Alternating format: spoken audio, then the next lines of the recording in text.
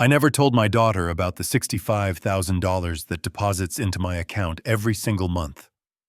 To Harper, I am just her dad, the old man living in a drafty wooden cabin on the edge of town wearing boots that have seen more mud than pavement. She thinks I survive on a meager pension and the vegetables I grow in my garden. She has no idea that the logistics empire I built from a single delivery truck decades ago still pays me a fortune in dividends, even after I stepped down from the board. I preferred it that way. Money changes people, and I wanted to know my daughter loved me for who I was, not what I could buy her. But then came Brody, my son-in-law, a man who measures a person's worth by the brand of their watch. When he invited me to dinner to meet his parents at the most expensive restaurant in Chicago, I knew it wasn't out of kindness. I wanted to see exactly who these people were, so I decided to play the part they expected. I dressed in my oldest denim jacket, the one with the frayed collar, and put on my work boots. I wanted to see how they would treat a ruined, naive old man. I expected rudeness. I expected arrogance. But as soon as I walked through those glass doors, I realized I had walked into something far more sinister than simple snobbery. What happened that night didn't just break my heart. It started a war. Before I tell you how I brought their fake empire crumbling down, please like this video and subscribe to the channel if you have ever had to stand your ground against people who thought they were better than you. And let me know in the comments where you are listening from. I want to see how far this story travels. The Gilded Fork is the kind of place where the air smells like truffles and old money. The lighting is dim, the tablecloths are thicker than my bedsheets, and the silence is heavy, broken only by the polite clinking of silver against china. I stuck out like a sore thumb. As I pushed through the heavy revolving door, I saw the hostess's eyes dart immediately to my boots. They were clean, mind you, but they were work boots. Heavy leather scarred from years of use with a little bit of dried mud caught in the treads from my walk to the train station. She stepped in front of me, her smile tight, and practiced blocking my path with a clipboard. "Can I help you, sir?" she asked, her tone suggesting that I was definitely in the wrong place. "The delivery entrance is actually around the back through the alley." "I'm not here for a delivery, ma'am," I said, keeping my voice low and humble. "I'm here for dinner. My daughter is waiting for me. The table is under the name Brody." She looked at her list, then back at me, her eyebrows arching in disbelief. She hesitated for a long moment, clearly debating whether to call security or let me pass. Finally, she let out a small, sharp sigh through her nose and gestured for me to follow. She didn't walk me to the table so much as she marched me there, keeping a distance as if poverty might be contagious. We walked past tables of businessmen in Italian suits and women dripping in diamonds. I felt their eyes on me. I saw the whispers behind hands. I kept my head down, playing the part of the embarrassed old country bumpkin, but my eyes were scanning everything. I saw Harper first. She was sitting near the window looking nervous. She was twisting her napkin in her hands, her knuckles white. When she saw me, her face lit up with a mixture of relief and panic. She half rose from her chair, waving a little too frantically. But sitting across from her was Brody, my son-in-law. He didn't stand up. He didn't even turn his head. He just stared at his phone, scrolling with an air of boredom that made my hands itch. When Harper said, "Dad is here," he finally looked up. His eyes narrowed as they swept over my denim jacket and my flannel shirt. He didn't offer a smile. He didn't offer a hand. He just let out a groan that was loud enough for the table next to us to hear. Harper rushed over to hug me. She smelled like anxiety and cheap perfume, trying too hard to fit into this world. I squeezed her tight. "I'm so glad you came, Dad," she whispered, but I could feel the tension in her frame. I pulled back and looked at Brody. "Good evening, Brody," I said, extending my hand. He looked at my hand like it was covered in grease. He didn't take it. Instead, he picked up his water glass and took a slow sip, making me stand there with my hand hanging in the air. "You wore that?" Brody asked, his voice dripping with disdain. "This is a 5-star restaurant, Bernard, not a truck stop diner. It's my best jacket." I lied, forcing a sheepish smile. I ironed the shirt myself. Brody rolled his eyes and leaned in close to Harper, whispering in a hiss that I was absolutely meant to hear. I told you to tell him to dress appropriately. My parents are going to be here any minute. They are upper-class, Harper. They are used to a certain standard. This is embarrassing. Harper flinched. I'm sorry, Brody. I didn't think he would. Just sit down. Bernard, Brody snapped, cutting her off. Try not to touch anything too expensive. I sat. I pulled the heavy chair in, conscious of the squeak my boots made on the polished floor. I kept my face neutral, the picture of a chastised old man, but inside my mind was racing. I had built a logistics network that spanned 3 continents. I had negotiated deals with CEOs who could buy and sell Brody 100 times over. I knew how to spot a man who was insecure, and Brody reeked of it. But I needed to see the rest of the players. 10 minutes later they arrived. Richard and Meredith, Brody's parents, or as he liked to call them, the dynasty. They made an entrance that was designed to turn heads. Richard was a large man, wearing a suit that was a little too shiny and a gold watch that was a little too big. Meredith was draped in furs despite it being a mild autumn evening, and her fingers were heavy with rings. To the untrained eye, they looked like royalty. But I have been collecting antiques and studying people for 40 years. I know the difference between old money and debt dressed up as wealth. Richard walked with a swagger, booming a hello to the maitre d', who clearly didn't know who he was. Meredith was clutching a designer handbag like a shield. When they reached our table, the performance began. Mom, Dad, Brody said, jumping up like an eager puppy. You look fantastic. Richard clapped his son on the back. Good to see you, son. Keeping the empire running, trying to, Dad. Trying to. Then they turned their attention to me. The silence that followed lasted only a second, but it felt like an hour. Richard looked me up and down, his lip curling slightly. And this must be Harper's father, Meredith said, her voice high and tight. Yes, I'm Bernard, I said, standing up again to offer my hand to Richard. Richard looked at my hand, then looked at Brody, then looked back at me. He gave a short, dry chuckle and kept his hands firmly in his pockets. Richard, he said, we're going to skip the handshake if you don't mind. We just came from a sanitizing spa treatment. Can't be too careful these days with germs. I slowly lowered my hand. Of course, I mumbled. Wouldn't want to get you dirty. Meredith didn't even look at me. She pulled a silk handkerchief from her bag and made a show of wiping down the leather chair next to mine before she sat. She sat on the very edge of the seat, angling her body away from me, as if I emitted a foul odor. So, Bernard, Richard said as he snapped his fingers for a waiter. Brody tells us you're retired. What did you do? Janitorial work, construction. I decided to feed their ego. I leaned forward, resting my rough elbows on the table. Oh, a bit of this and that, I said, my voice raspy. I drove trucks for a while, moved some boxes. Just simple work. Hard work. But it paid the bills for a time. Meredith let out a tiny, pitying laugh. How quaint. We believe in working smart, not hard. Richard here has been in investment banking and real estate development for 30 years. Is that so? I asked, widening my eyes in mock amazement. That sounds very impressive. It is, Richard said, puffing out his chest. We're currently developing a luxury resort in the Maldives, and we just closed a deal on a commercial complex in downtown Manhattan. Millions involved. Complicated stuff. You wouldn't understand the intricacies of liquidity and asset management. I nodded slowly. No, I suppose I wouldn't. I just know that if you spend more than you have, you're in trouble. Brody snorted. That's a poverty mindset, Bernard. You have to spend money to make money. That's what my dad taught me. That's why we drive Bentleys and you take the bus. I glanced at Harper.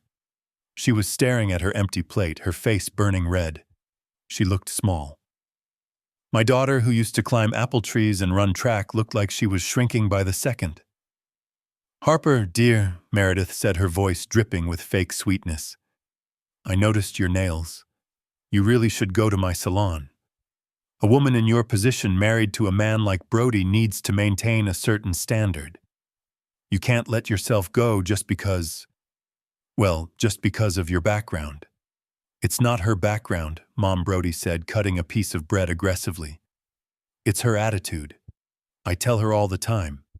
She needs to stop thinking like a peasant. She's always worried about the bills. Can we afford this, Brody? Should we save that, Brody?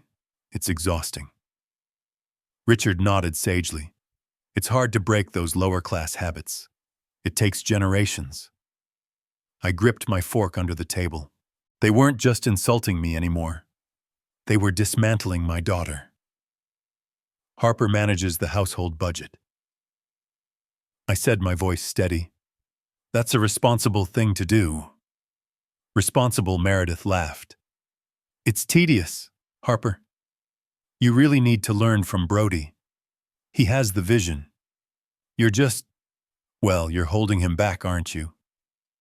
And looking at your father, I can see where it comes from. Poor thing. It must be genetic. I saw a tear slide down Harper's cheek. She quickly wiped it away, terrified Brody would see. The dinner continued like this for 2 hours. They ordered the most expensive items on the menu without even looking at the descriptions. Caviar, Wagyu beef, bottles of wine that cost more than the car I drove in the 80s. They ate loudly, talking over each other, bragging about trips to Europe I was fairly certain they hadn't taken, and investments that sounded like buzzwords strung together by someone who watches too much television. I sat there eating my soup, observing. I noticed things.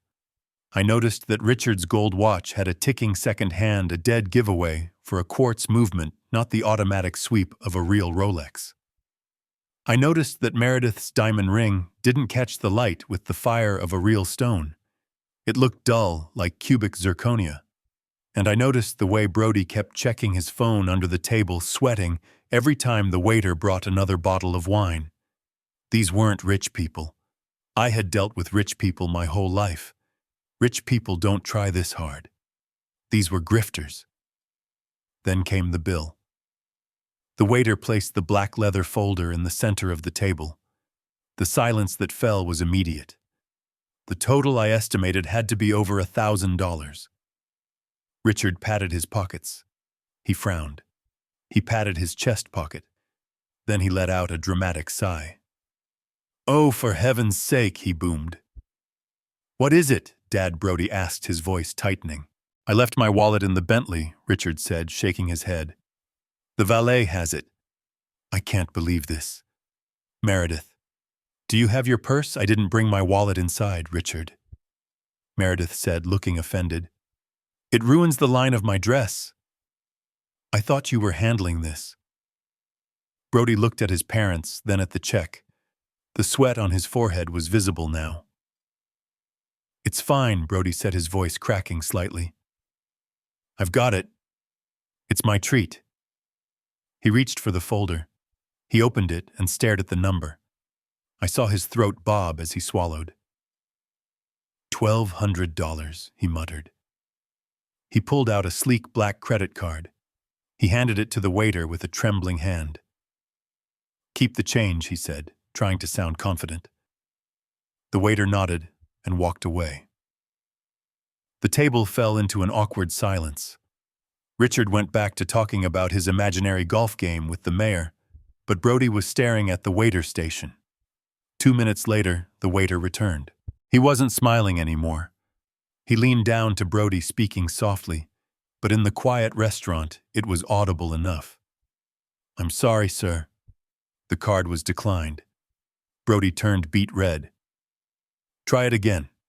It's a platinum card. There's a mistake. I tried it 3 times, sir, the waiter said, his voice firm. It's declined. Do you have another form of payment? Brody frantically dug through his wallet. He pulled out another card. Try this one. The waiter walked away. Richard cleared his throat. Banks these days, am I right? Always freezing accounts for security checks when you're moving big money around. Right, Dad, Brody said, wiping his forehead with a napkin. Just a security check. The waiter came back. Declined, sir. The air left the table. Brody looked at Harper. His eyes were wide and desperate, and then instantly they turned furious. Harper, give me your card, he snapped. I don't have it on me, Brody, she whispered. You told me to leave it at home so I wouldn't spend anything. You useless woman, he shouted. He actually shouted. Heads turned at the nearby tables. You bring nothing to this table. I pay for everything I carry. This whole family, and the one time I need you to handle a simple logistics issue, you fail. He was making a scene. He was humiliating her to cover his own failure. I realized it was time for my cue. I slowly reached into the pocket of my denim jacket. I pulled out a small frayed canvas pouch. I undid the string and dumped the contents onto the pristine white tablecloth.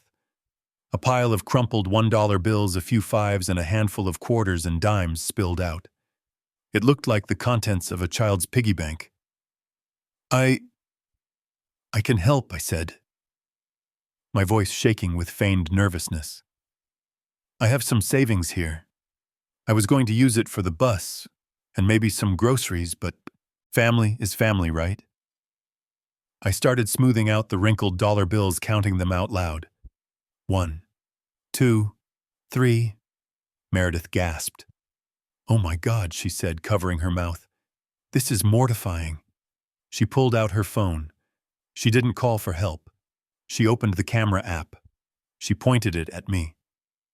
I have to record this, she sneered. Everyone needs to see this. This is what we have to deal with. Look at him, counting pennies at a 5-star restaurant. This is the trash my son married into. I kept counting. $4. $4.25. Brody stared at the pile of dirty money on the table. The shame on his face turned into pure, unadulterated rage. He didn't see a father trying to help. He saw a mirror reflecting his own impotence. Stop it, Brody screamed. He reached out and swept his arm across the table. The coins scattered. The crumpled bills flew into the air, drifting down onto the floor like dead leaves. I don't want your garbage money, old man, Brody yelled, standing up. You think this helps? This is pathetic. You are pathetic. He grabbed Harper by the arm, digging his fingers in hard enough to make her wince. We are leaving, he hissed. But the bill, sir, the waiter said, stepping forward, signaling to a security guard near the door. My father will handle it, Brody spat, pointing at Richard. Richard stood up, looking suddenly very pale. Actually, I need to go check the car. They scrambled. It was a chaotic, undignified retreat. Brody dragging Harper, Richard, and Meredith power-walking toward the door, ignoring the shouts of the manager. They left me sitting there, surrounded by scattered coins and crumpled bills, the center of attention of the entire restaurant. I sat still for a moment. I watched them go. I watched my daughter look back at me with tear-filled eyes before she was shoved out the door. I didn't pick up the money. I didn't chase after them. I calmly reached into the inside pocket of my jacket, the one behind the denim. I pulled out a phone. It wasn't the cracked flip phone I used when I visited them. This was a satellite phone, encrypted military grade, the kind I used when I was negotiating shipping lanes in hostile territories. I dialed a number I hadn't used in 2 years. It rang once. Fairbanks. I said, my voice dropping the wavering tremble of the old man. It's Bernard. Mr. Lowe. The voice on the other end answered immediately, sharp and alert. It's been a long time. Is everything all right? No, Fairbanks. Everything is not all right.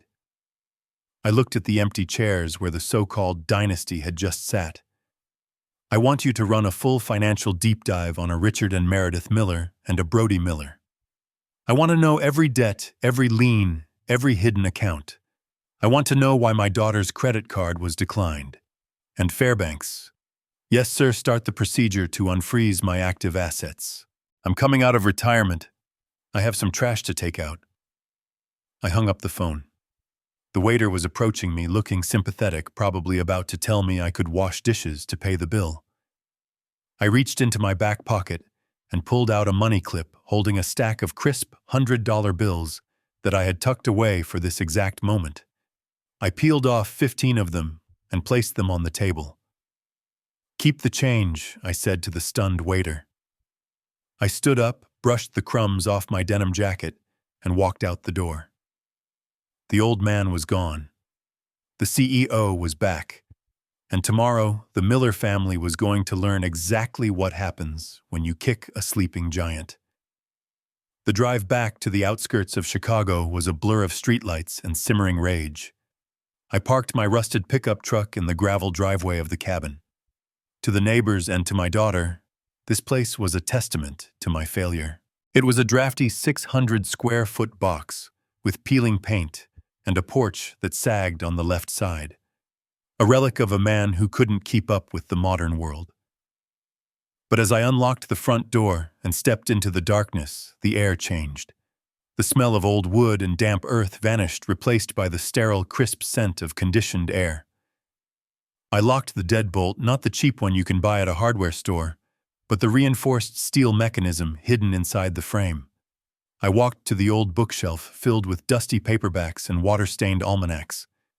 I pulled the copy of Moby Dick not to read, but to trigger the biometric scanner hidden in the spine. A section of the floorboards, indistinguishable from the rest, slid back with a silent hydraulic hiss. I descended the narrow staircase. The lights flickered on automatically, revealing the truth that lay beneath the floorboards of my poverty. This was not a basement. It was a command center. Monitors lined the walls displaying global shipping routes, stock market fluctuations, and real-time data from the logistics empire I had supposedly left behind. I sat in the ergonomic leather chair, the only piece of luxury I allowed myself, and pulled the satellite phone from my pocket again. I placed it on the desk and switched to the secure landline. Fairbanks picked up on the first ring. He knew better than to make me wait when I called on this line. I didn't waste time with pleasantries. "I need a forensic accounting team on the Miller family immediately," I said, my voice echoing off the concrete walls. "And Fairbanks, I need to know why a platinum credit card belonging to my daughter was declined for a $1,200 dinner. That card should have a limit 10 times that amount. Find out who froze it, why, and where the money went. Do not sleep until I have an answer." I hung up and stared at the screens, watching the data streams, but seeing nothing but the terrified look in Harper's eyes. I was about to pour myself a drink when my personal cell phone, the cheap flip phone everyone knew, buzzed on the desk. It was Harper. I stared at the screen for a second. It was past midnight. Nothing good happens past midnight. "Hello, sweetheart." I answered, softening my voice, forcing the roughness back into my throat to play the part of the tired old man. The sound on the other end broke me. She wasn't just crying, she was hyperventilating. It was a guttural, terrifying sound of someone whose world has just collapsed. "Dad," she choked out. "Dad, I am so sorry. I didn't know what to do. They left me there. They just left me on the sidewalk." I gripped the edge of the desk, my knuckles turning white. "Slow down, Harper. Who left you? Where are you? I'm in an Uber," she sobbed. "I'm coming to your place. I can't go home. I can't go back there, Dad. He locked me out." He changed the codes on the smart lock. My blood ran cold. Brody had locked his wife out of her own home. "Why, Harper? Why would he do that?" "Because I didn't have the money," she wailed. "Dad, I have to tell you something. I have to tell you the truth. I've been lying to you. I'm not managing the budget. I don't have any money." I stayed silent, letting her speak, though every word felt like a physical blow. About 6 months ago, Richard Brody's father, he had this investment opportunity. They said it was a sure thing, a commercial development in Austin. They needed liquid capital immediately to secure the land. "Brody, Brody said we had to do it. He said it was our ticket to the dynasty he always talks about. But we didn't have the cash. So he made me sign papers, Dad. What papers, Harper? I asked, though I already felt the sickness rising in my gut. The house, she whispered.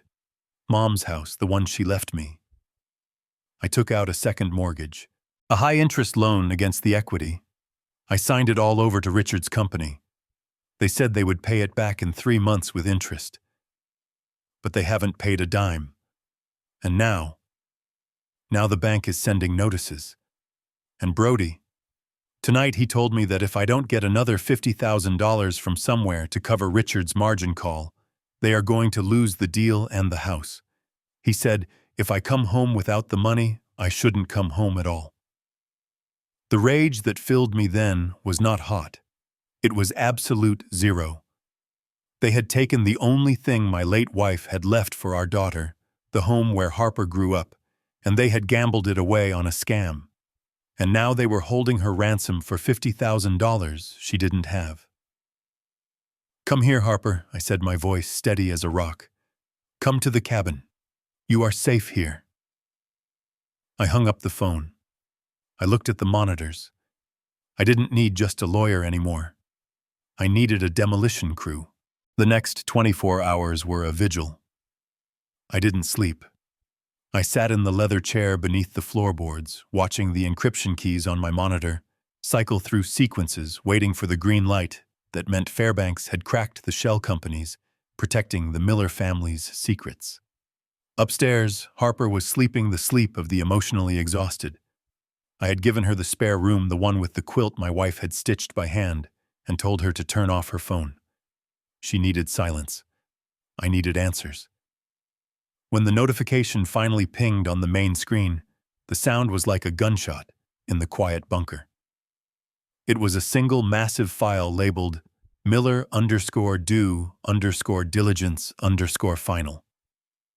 I took a sip of cold coffee, adjusted my glasses, and clicked open the document that would dismantle my son-in-law's life.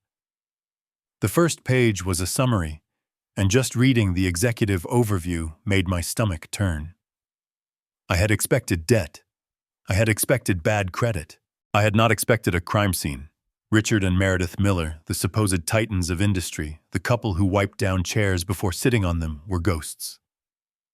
Financially speaking, they didn't exist. They had filed for Chapter 7 bankruptcy 5 years ago in Florida, leaving a trail of nearly $4 million in unpaid debts to contractors, caterers, and small business owners. Their current lifestyle in Chicago was a house of cards built on a classic grimy Ponzi scheme. They weren't developing resorts in the Maldives. They were running a shell corporation called Miller Horizon Group that solicited investments from retirees at country clubs. They promised high-yield returns on commercial real estate that didn't exist, used the money from new investors to pay the dividends to the old ones, and skimmed the rest to fund their wardrobe and their dinners at the Gilded Fork. They were 2 bad months away from prison, and they knew it. I scrolled down to the section on Brody. My hands tightened on the armrests. Brody Miller, the man who claimed to be the director of operations for a tech firm. The man who belittled my daughter for her peasant mindset was actually a junior sales associate for a third-tier logistics software company. And he wasn't even a good one. His employment file, which Fairbanks had somehow acquired, showed he was on a performance improvement plan, corporate speak, for you are 1 mistake away from being fired. He hadn't closed a deal in 6 months. But his mediocrity wasn't his biggest sin. His bank statements told a much darker story. It was a chaotic stream of transactions to offshore crypto exchanges and questionable sports betting sites. Thousands of dollars, tens of thousands, gone in minutes. He wasn't investing in the future. He was bleeding money into the digital void. He was a degenerate gambler chasing losses, digging a hole so deep he couldn't see the sky. Then came the part that made me stand up and pace the small concrete room. The forensic accounting of Harper's mortgage. The $50,000 my daughter had extracted from her mother's legacy. The money she thought was securing a prime piece of real estate in Austin. I followed the money trail on the screen. It was a straight line, unhidden and arrogant. The funds hit Brody's account on a Tuesday. On Wednesday, $35,000 was wired to a shell company in Nevis. Fairbanks had flagged this entity. It wasn't an investment firm. It was a collection front for an illegal sports betting syndicate based out of New Jersey. My daughter didn't buy land. She paid off a bookie so her husband wouldn't get his legs broken. And the remaining $15,000. That was the detail that made the bile rise in my throat. It went to Prestige Luxury Rentals. I cross-referenced the date. It was the deposit and 6-month lease payment for a Bentley Continental GT, the same car Richard had claimed he left his wallet in, the same car they used to drive to the restaurant to humiliate me. They had stolen my daughter's home, her security, and her future, not to build an empire but to rent a prop for their delusional theater. They were driving around in my wife's legacy, pretending to be kings while living on stolen time. I thought I had seen enough. I thought I had reached the bottom of the well. But Fairbanks is thorough. At the very end of the report, there was an appendix labeled Future Prospects/Target List. It was a series of emails recovered from Brody's cloud account. He had been communicating with Richard about liquidity options. I opened the last email chain. The subject line was simply, "The Cabin." My eyes scanned the text written by Brody just 3 days ago. "The old man is useless," Brody wrote. "But the land has to be worth something. I checked the zoning. It's sitting on a light industrial overlay. If we can get power of attorney, we can sell it to a developer for maybe 40 or 50 grand. It's peanuts, but it covers the interest on the next loan. We just need to convince Harper he's losing his mind. Put him in a state facility. The cheapest one we can find. He's tough, but he's naive. We can break him." I stared at the words. Put him in a state facility. Cheapest one we can find. We can break him. They weren't just satisfied with draining my daughter dry. They were coming for me next. They looked at my home, my sanctuary, and saw a quick payday to fuel their addiction to appearances. They looked at me, a human being, Harper's father, and saw disposable debris to be swept aside. I turned off the monitor. The darkness of the command center rushed back in, but it wasn't as dark as the thoughts forming in my mind. The anger was gone now. Anger is hot. It burns out. This was something different. This was cold resolve. This was the mindset of a man who enters a boardroom knowing he is going to hostilely take over a company and dismantle it piece by piece. They wanted a naive, ruined old man. They wanted a victim. I would give them exactly what they wanted. I would give them the performance of a lifetime. I picked up the secure phone and dialed Fairbanks again. "Start the paperwork," I said. "I need a deed drawn up for a plot of land in Texas." "Texas, sir?" Fairbanks asked, his voice betraying a hint of confusion. "Yes. I have that old site in the Permian Basin, the one we wrote off 20 years ago because of the toxic runoff issues. The environmental hazard site, sir, that land is worthless. It's a liability. You can't build on it, you can't drill on it. It will cost millions just to clean it up." "Exactly," I said. "Prepare a geological survey, make it look old, make it look authentic, and forge a secondary report, something that suggests there is a massive untapped oil reserve sitting right beneath the crust. Make it look like a secret I've been guarding for 40 years. I paused, listening to the hum of the servers. And Fairbanks. "Get me some stage blood. I need to look like I'm dying." I hung up the phone. Upstairs, the sun was beginning to rise, casting long shadows across the yard. I walked to the mirror in the corner of the room. I looked at my face lined with age and weather. I practiced a cough, a weak rattling sound. I slumped my shoulders. If Brody and his parents wanted to break a naive old man to get his last few dollars, I was going to open the door and invite them in. I was going to dangle the carrot of a lifetime in front of their greedy, desperate faces.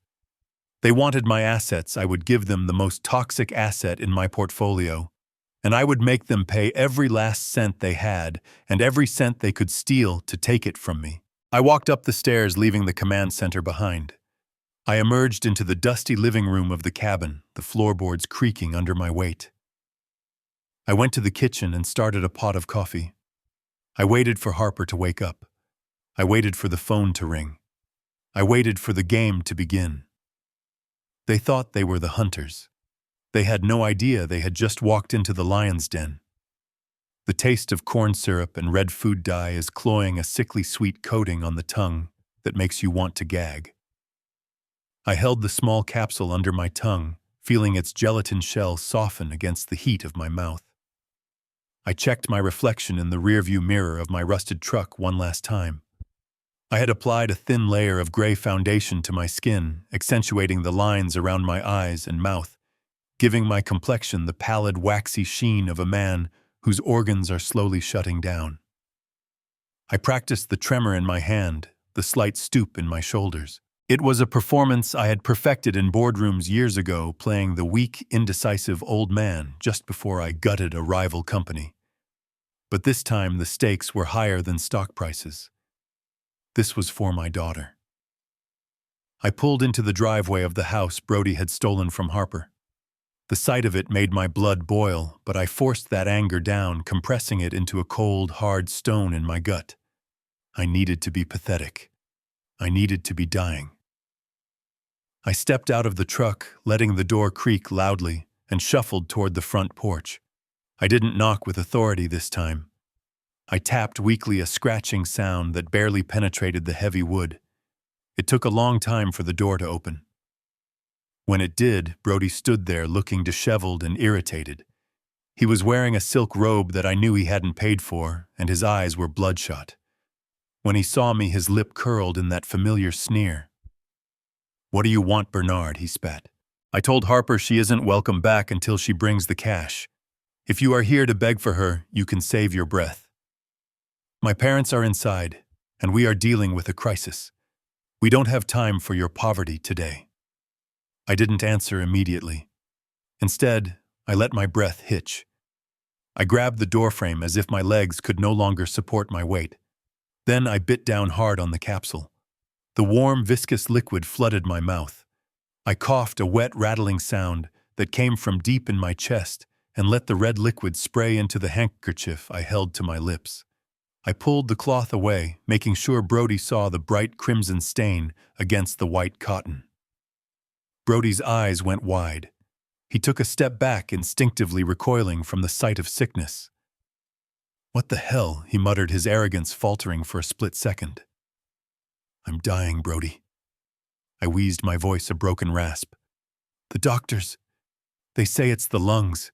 Years of breathing in dust and diesel fumes. It's finally caught up with me.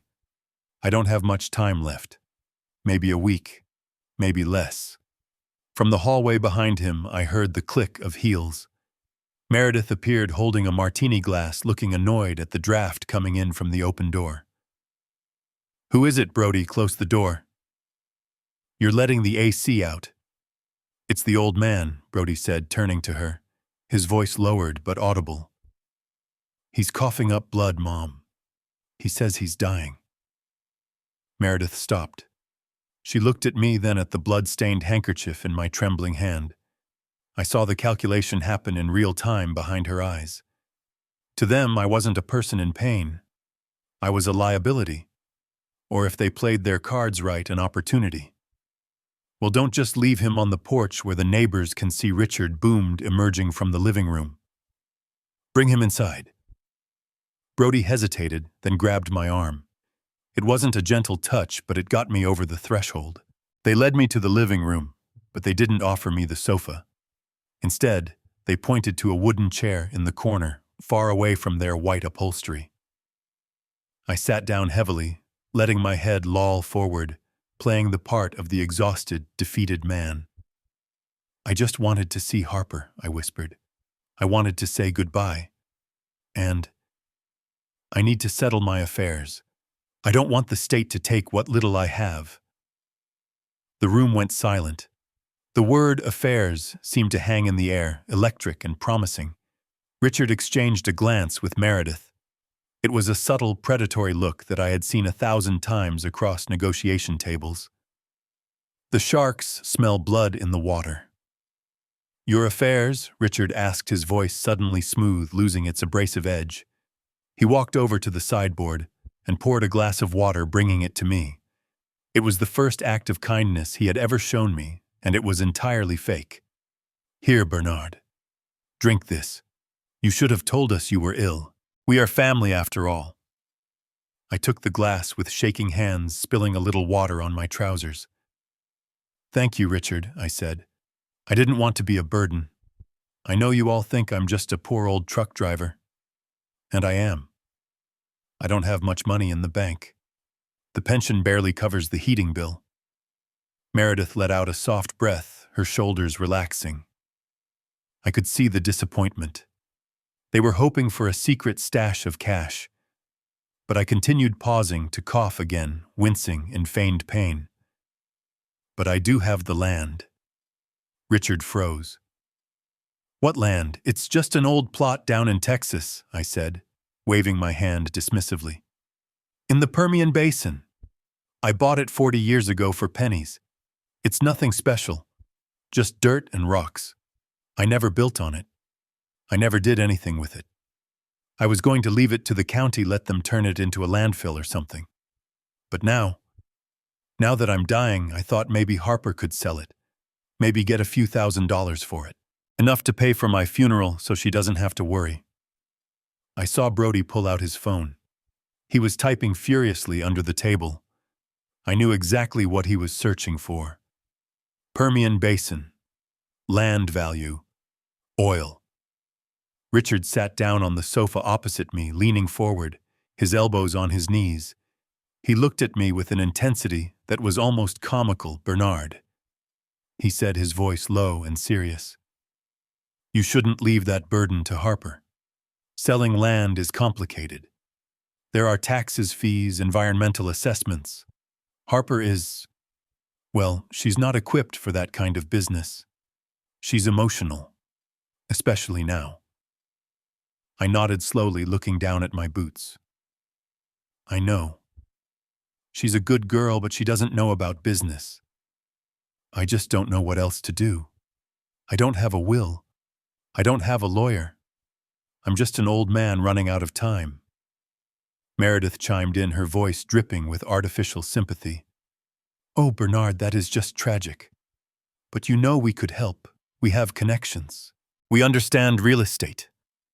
Brody looked up from his phone. His eyes were wide. I could practically see the dollar signs spinning in his pupils. Dad, he said, his voice tight with excitement. The Permian Basin. That's oil country. Even a small plot there. If the mineral rights are intact. Richard shot him a sharp look, silencing him instantly. He turned back to me, smiling that oily used car salesman smile. Bernard, listen to me. You need to focus on your health. You shouldn't be worrying about legal paperwork in your final days. Why don't you let us handle this? Brody is your son-in-law. He's family. He can take power of attorney. He can manage the asset for you, make sure Harper gets whatever it's worth. I looked at them, letting my eyes wander from face to face. I saw greed. Pure, unadulterated greed. They didn't care if I died right there in the chair. They only cared about the potential lottery ticket I had just dangled in front of them. I don't know, I murmured. It seems like a lot of trouble for a piece of scrubland. I have this old geological survey somewhere. It said something about difficult terrain. Do you have the survey? Richard asked, leaning in closer. I patted the breast pocket of my jacket. I think I brought it. I wanted to show Harper. It's old, though, probably out of date. I pulled out the folded yellowed paper Fairbanks had aged with tea and heat lamps. It looked authentic, smelling of old paper and dust. I handed it to Richard. He snatched it from my hand, unfolding it greedily. Brody leaned over his shoulder. I watched their eyes scan the document. I knew what they were seeing. They were ignoring the warnings about soil instability and toxic runoff. Their eyes were glued to the forged addendum, the one stamped with a confidential seal hinting at significant seismic indicators of a deep earth petroleum reservoir. Richard looked up at me. His hands were trembling, not with age, but with avarice. "Bernard," he said, his voice thick, "you really have no idea what you have here, do you?" "Is it bad?" I asked innocently. "Is it worthless?" "No," Richard said quickly, folding the paper and sliding it into his own pocket. "It's not worthless. It might take some work, a lot of capital investment to make it viable, but we are willing to take that risk for the family, for Harper." He stood up and walked over to me, placing a hand on my shoulder. It felt heavy and cold. "Here is what we are going to do, Bernard. You are going to sign the deed over to Brody. We will handle the sale, the taxes, everything. And in exchange, we will make sure Harper is taken care of. We will pay off her debts. We will even pay for your medical care. You can go to a nice facility. Be comfortable." I looked up at him, letting a single tear leak out of my eye. "You would do that? You would help me?" "Of course," Meredith cooed. "That's what family does." I let out a shuddering breath. Okay, if you think it's best. But I need to know Harper is safe. I need to know the house is safe." "Don't worry about the house," Richard said, grinning. Once we handle this land, we'll be able to buy 10 houses. Just sign the papers, Bernard. Let us take care of you." I nodded weakly. "All right. But I need to rest. I'm so tired." "We'll call our lawyer," Richard said, pulling out his phone. "We'll get the papers drawn up tonight. You just rest right there, Bernard.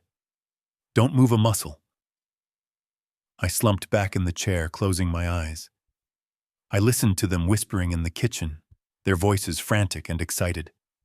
They thought they had just struck gold. They thought they were taking candy from a dying baby. They had no idea they were signing their own death warrants. The trap was set, and they had walked right into it, mouth wide open. I pulled the folded papers from my inner pocket with a trembling hand. The deed was yellowed at the edges, the paper soft and fragile, smelling of the cedar box Fairbanks had stored it in for decades.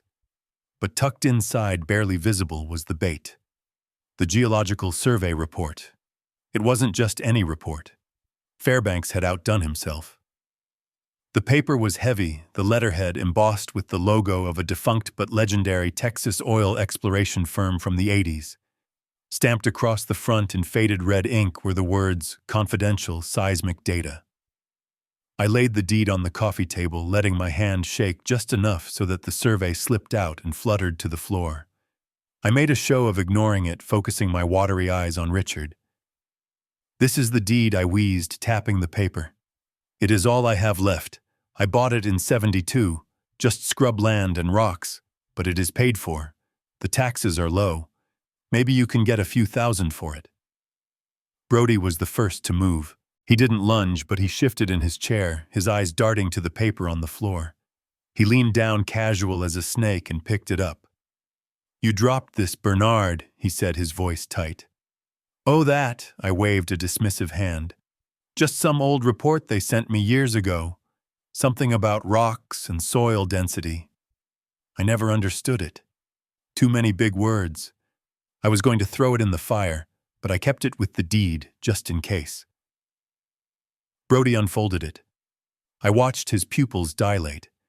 He wasn't reading the text about soil density. He was looking at the heat map on the second page, the one that showed a massive deep red bloom right in the center of the property line. The one labeled hydrocarbon saturation high probability. He didn't say a word. He just looked at Richard. The communication between them was silent and terrifyingly efficient. It was the language of thieves spotting an unlocked door. Brody slowly pulled his phone from his pocket, shielding it with his body so he thought I couldn't see.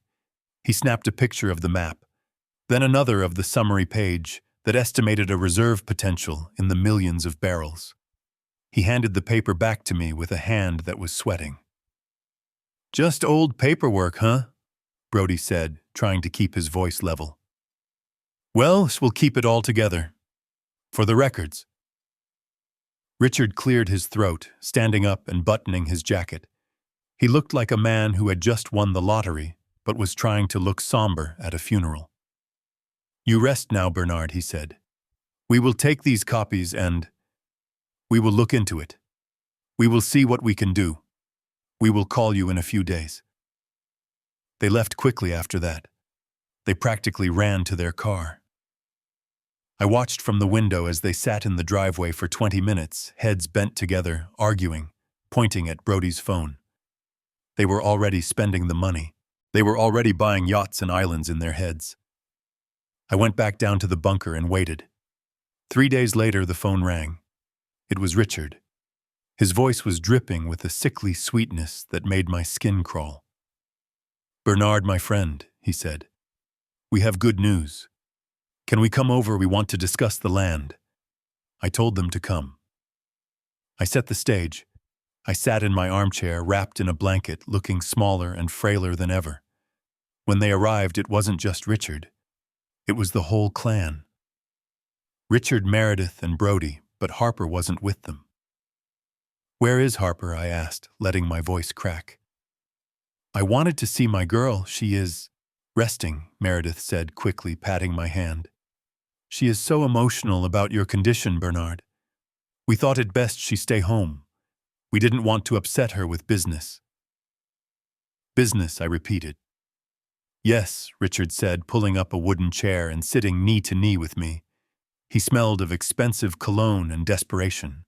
"Bernard, we have looked into the land. It is complicated. It is in a flood zone. The soil is poor. Honestly, it is a liability. If you tried to sell it on the open market, you would probably end up owing money and fees."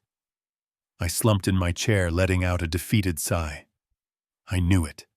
I knew it was worthless. "I am sorry to burden you with it." No, Richard interrupted, placing a heavy hand on my shoulder. "That is what family is for. We talked it over. Meredith, Brody, and I.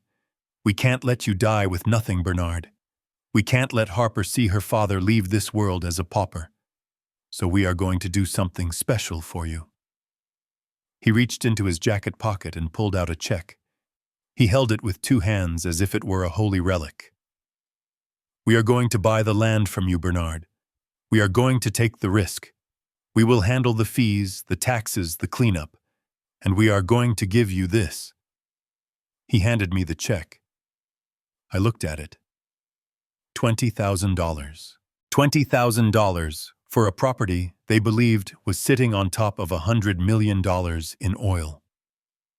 It was an insult so profound, it almost made me break character and laugh in his face. But I didn't laugh.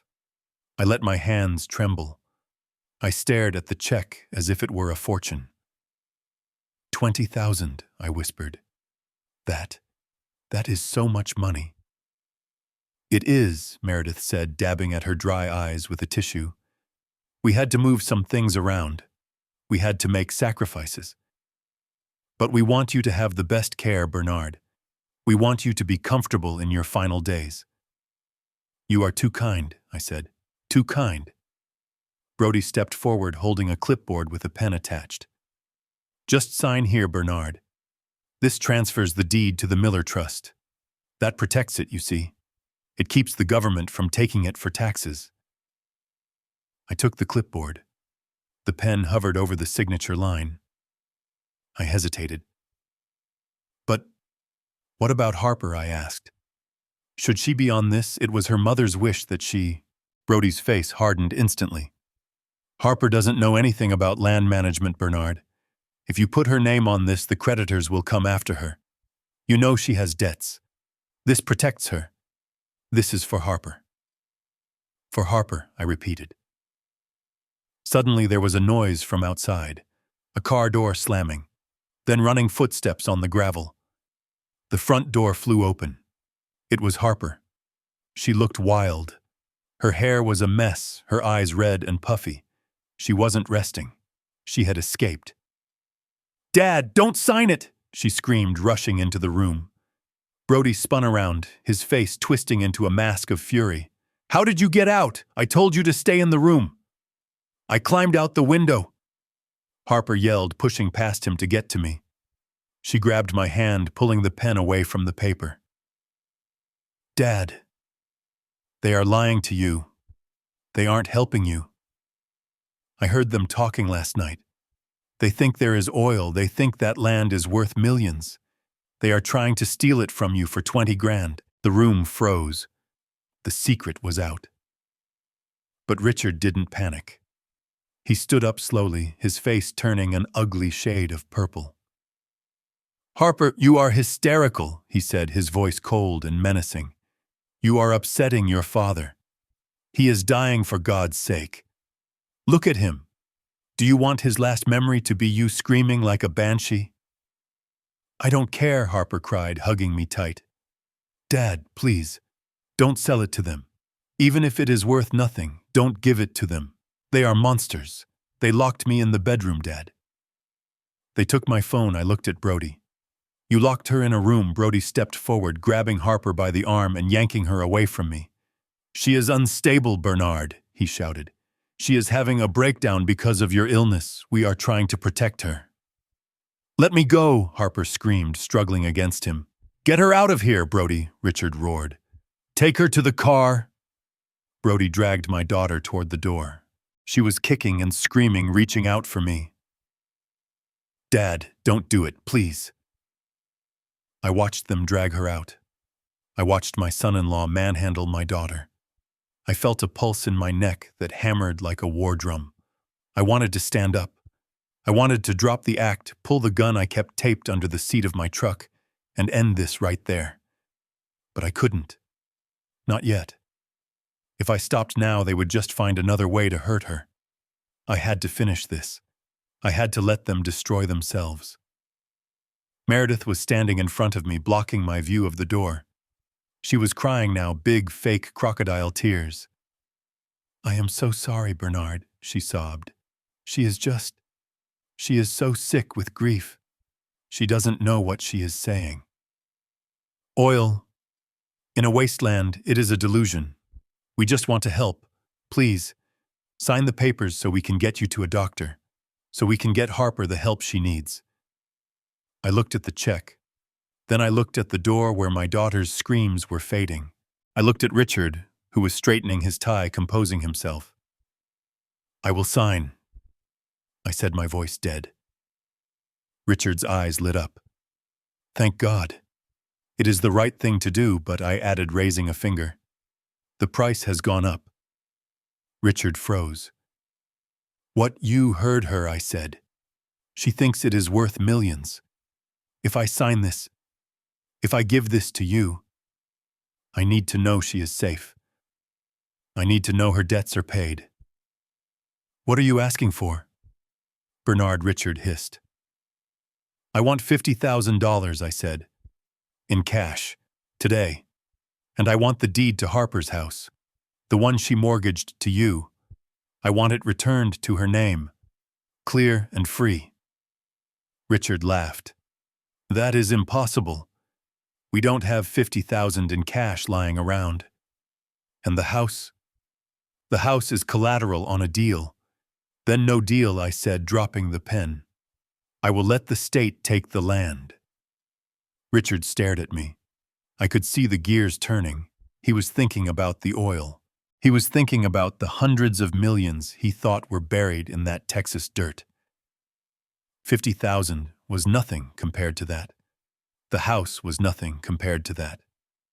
He pulled out his phone. He walked to the corner of the room and made a call. I heard him shouting.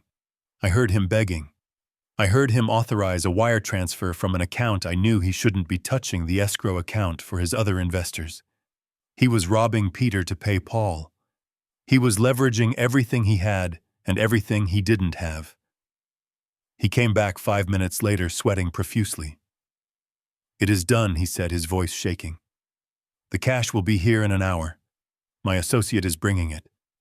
And I will have the lawyer draft a release for the house lien. But you sign now. You sign right now. I waited. I sat in silence for an hour while Meredith paced and Richard chewed his fingernails. When the courier arrived with a duffel bag, Richard threw it on my lap. "Count it," he spat.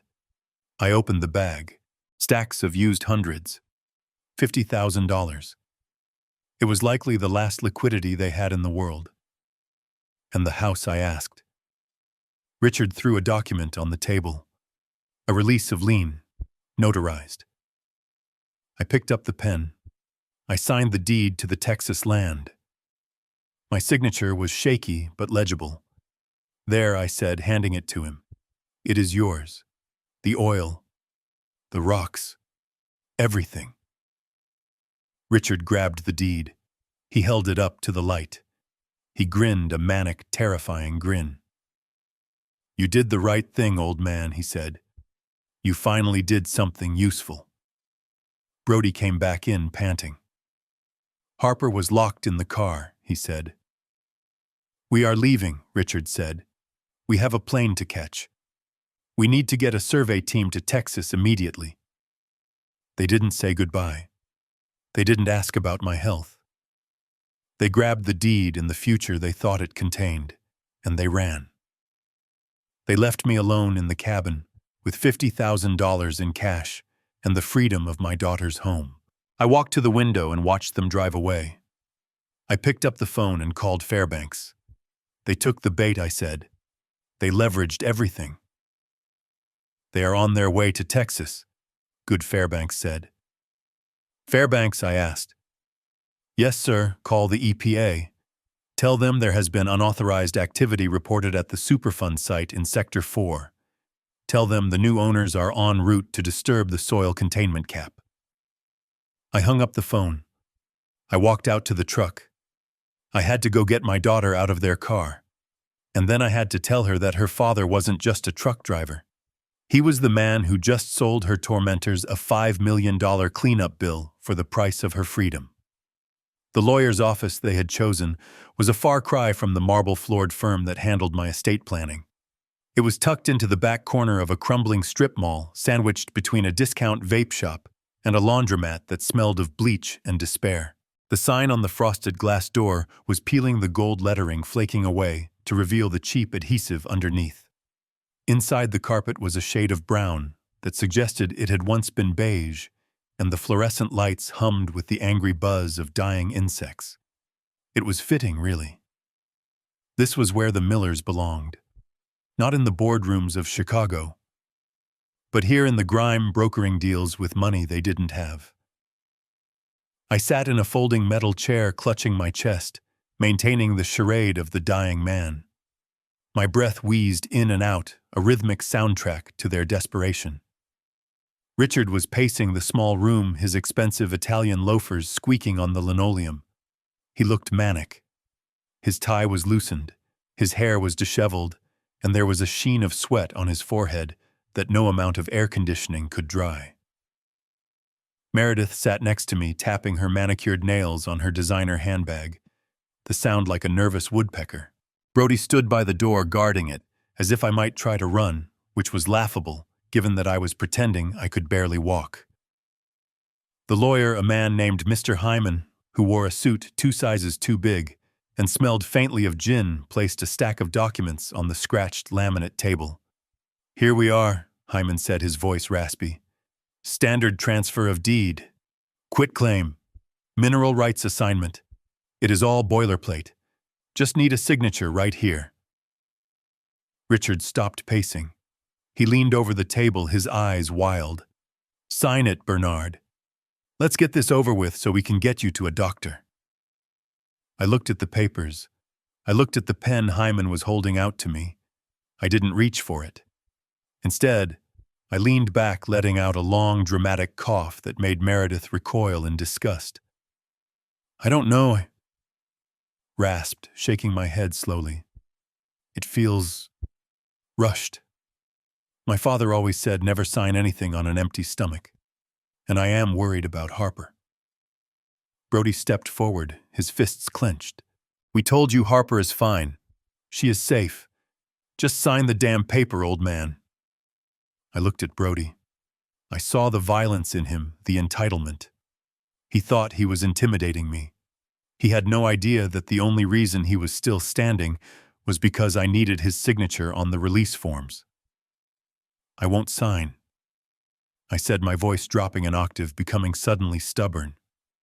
Not until I see the money, and not until I see the paper that says Harper's house is free. Richard slammed his hand on the table. We agreed on 20,000. We will write you a check right now. A check, I repeated, letting a small, senile chuckle escape my lips. A check from you, Richard. I may be old and I may be dying, but I am not stupid. I know banks. I know how checks bounce. I want cash, and I want Harper's mortgage paid off. Today. Right now. Or I walk out that door and I take the deed with me. The room went deadly silent. Hyman looked between us, sensing the tension, probably wondering if his fee was in jeopardy. Bernard Meredith said, her voice trembling with suppressed rage. That is $200,000. The mortgage is $180. The cash for you is $20. We don't carry that kind of currency. Then go get it, I said, crossing my arms over my chest. Or I keep the land. Maybe I will sell it to the state. They offered me $500 for it once. Maybe I will just take that. No, Richard shouted. The thought of losing the oil, the millions he thought were buried under that toxic soil, broke him. He looked at me with pure panic. You can't sell it to the state. It is a family asset. Then pay for it, I said. Richard grabbed Brody by the arm and dragged him into the corner of the room. They whispered furiously. I didn't need to hear the words to know what was happening. They were tapped out. The Ponzi scheme was dry. Their credit cards were maxed. They needed 200 grand in the next hour, or they lost the lottery ticket. I watched Richard pull out his phone. He hesitated. His thumb hovered over a contact. I saw him close his eyes, take a deep breath, and press dial. He wasn't calling a bank. Banks don't give you $200,000 in cash on an hour's notice without paperwork. He was calling the shadows. He was calling the kind of people who charge 50% interest a week and take collateral in kneecaps. I watched him speak, his voice low and pleading. I saw him nodding rapidly. I saw him mouth the words, yes, everything. The car, the jewelry, the rights to the new project. Yes, I swear. He hung up and turned back to me. His face was gray. He looked like a man who had just sold his soul and wasn't sure if the check would clear. It is coming, he said, his voice hollow. My associate is bringing it. But you have to sign the mortgage release now. We pay off the bank. We give you the cash and you sign the deed. Simultaneously. I nodded. That is fair. We waited. The minutes stretched into an hour. The tension in the room was suffocating. Meredith was pacing now, muttering to herself about how ungrateful I was, about how they were saving me. Brody was staring out the window, twitching. Finally, a heavy knock rattled the frosted glass. Brody opened the door. Two men walked in. They didn't look like bankers. They wore leather jackets and expressions of absolute boredom. One of them carried a heavy duffel bag. The other held a thick envelope. They ignored me. They ignored Meredith. They walked straight to Richard. Mr. Miller, the one with the bag, said, "We are here to close the transaction." Richard looked terrified. He nodded. Yes. Yes, thank you for coming so quickly. The man placed the bag on the table and unzipped it. It was filled with stacks of cash, dirty bills, street money, and the bank draft, Richard asked. The second man handed him the envelope. Certified cashier's check, made out to the mortgage lender. We verified the payoff amount. It is all there. But Mr. Miller. Yes. Richard squeaked. The boss wants you to know. The clock starts now, 1 week, or we take the collateral. And we take other things. I knew what other things meant. Richard swallowed hard and nodded. 1 week. We will have the oil leases signed by then. We will have millions. The men didn't smile. They just stepped back and crossed their arms. Richard turned to me. He looked like he was vibrating. Here, Bernard. Look, it is all here. He grabbed the phone and put it on speaker. He dialed the mortgage company. He navigated the automated system with shaking fingers. He authorized the payoff using the routing number on the check the loan sharks had provided. We listened to the automated voice. Payment processed. The lien on the property at 42 Maple Drive has been released. A confirmation letter will be sent. I let out a breath I didn't know I was holding. Harper's house was safe. The debt was gone. Now the cash, Richard said, pushing the duffel bag toward me. Count it. I reached into the bag. I pulled out a stack of hundreds. I flipped through them. Real. All real. I didn't need to count every bill. I knew these men. They didn't shortchange you on the loan. They killed you on the collection. It looks correct, I said, zipping the bag closed. Sign. Richard hissed. Sign the deed. Hyman pushed the papers in front of me again. My hand hovered over the paper.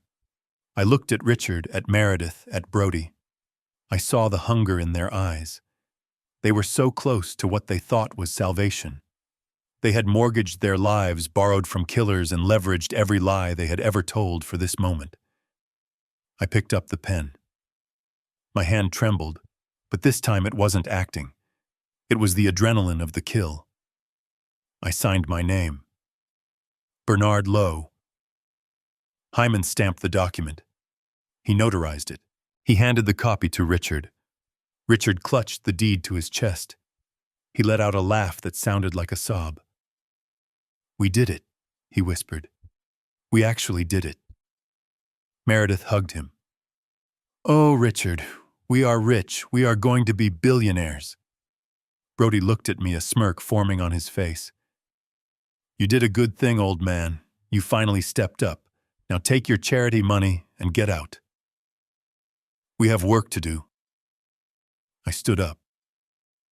I grabbed the heavy duffel bag with one hand, a grip that was surprisingly strong for a dying man. I picked up the confirmation number for the mortgage release and tucked it into my pocket. I walked to the door. The two loan sharks watched me pass their eyes indifferent. They didn't care who I was. They only cared that Richard paid. I stopped at the threshold and looked back at them one last time. They were huddled around the deed, tracing the lines of the property, pointing at the forged geological map I had planted. They were celebrating. They were toasting with imaginary champagne. Goodbye, Richard, I said. I hope the land is everything you deserve. He didn't even look up. Just go, Bernard. Go die somewhere quiet. I walked out into the cool evening air. I walked past the vape shop, past the laundromat, to my truck. I threw the bag of money onto the passenger seat. $200,000, the price of their souls, and the cost of their destruction. I sat in the truck for a moment, watching the door of the lawyer's office. I saw the loan sharks come out and drive away in a black SUV. Then I saw the Millers come out. They were practically skipping. They were holding that piece of paper like it was the Holy Grail. They had no idea. They didn't know that the EPA had already been notified. They didn't know that the oil they saw on the map was actually a subterranean pocket of industrial sludge that I had spent 10 years containing. They didn't know that by signing that deed, they had just assumed liability for a federal Superfund site. They hadn't just bought a worthless piece of land. They had bought a toxic waste dump that required millions of dollars in mandatory environmental maintenance. And they had borrowed money from the mob to do it. I started the engine. The rumble of the truck felt good. strong. I pulled out of the lot and headed toward the safe house where Harper was waiting. I had $50,000 in cash for her, a paid-off house, and a story that was going to change her life. The game was over. The trap had snapped shut, and the rats were already eating the cheese, not realizing it was poisoned. I drove into the night, leaving the Millers to their victory celebration. The reckoning wasn't coming in a week. It was coming the moment they put a shovel in that ground. And I intended to be watching from a safe distance when the ground finally swallowed them whole. The week that followed was the quietest of my life. It was the silence of a hunter who has set the snare and is simply waiting for the snap. I spent my days in the garden with Harper, watching the color return to her cheeks, watching her sleep without the terror of eviction hanging over her head. We didn't talk much about the Millers. We didn't have to. We both knew they were racing toward a cliff edge at 100 miles an hour, convinced they were learning to fly. I wasn't in West Texas when the hammer fell, but I might as well have been. Fairbanks had hired a private surveyor to park a mile down the road, equipped with a long-range camera and a drone. I sat in my bunker sipping black coffee, watching the live feed on the main monitor. It was like watching a slow-motion car crash, tragic and inevitable. The Millers arrived in a caravan of dusted-up rental trucks. They hadn't spared any expense, likely burning through the last of the cash they hadn't given me. They had hired a wildcat drilling crew, a roughneck outfit that didn't ask questions as long as the checks cleared. I watched Richard step out of an SUV. He was wearing a pristine white cowboy hat and a suit that looked ridiculous against the backdrop of scrub brush and red dirt. He pointed, he shouted, he gestured at the ground, as if he were commanding the earth to yield its treasures. Meredith was there too, fanning herself with a magazine, looking at the desolate landscape with a mixture of disgust and greed. Brody was running around with a clipboard, playing the part of the oil baron. They wasted no time. They were on a deadline. The loan sharks were watching the clock. Richard ordered the crew to set up on the exact coordinates marked on the forged map I had given him. The drill rig roared to life, a mechanical beast tearing into the silence of the desert. I watched the bit bore into the earth. I knew exactly what was beneath their feet. It wasn't a reservoir of crude. It was a concrete and lead containment cap sealed 20 years ago to hold back a subterranean lake of industrial runoff, heavy metals, and carcinogenic sludge. The drilling went on for an hour. I could see Richard pacing. He was checking his watch. He was making phone calls, probably boasting to his creditors that the payout was imminent. And then it happened. The drone feed showed a sudden eruption. It wasn't the black gold geyser of the movies. It was a pressurized burst of gray, foul-looking slurry. It shot into the air, spraying the rig, the trucks, and the pristine white suit of Richard Miller. Even through the silent video feed, I could imagine the smell. It would smell like rotten eggs and burning tires. It would smell like death. The drilling crew stopped immediately. They knew what that smell meant.